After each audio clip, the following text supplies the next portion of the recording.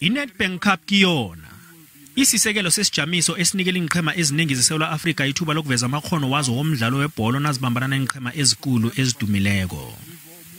IBaroka FC ne-TS Galaxy ngezinye iinqhema ezazakhela igama elihle kuleli phaliswano phambilini nazisadlala ku-Let Africa ngaphambi kobana ziyamele ku-DStv Premiership.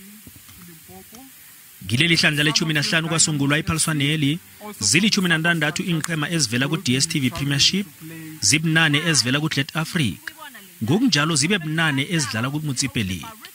Sinye kwaphela isiqhema ekufanele sithumbe i7 million rand bese sizibekela indawo ku-CAF Confederations Cup. Ababelani bephaliswano babuka nehlelo lokunande kuzunywa abadlali abanelemuko lomdlalo webhola eragwako ikiyona team shesh. If I look at, TS Galaxy and TTM, teams that potentially would never have dreamt that they would have the opportunity to play with the best on the continent.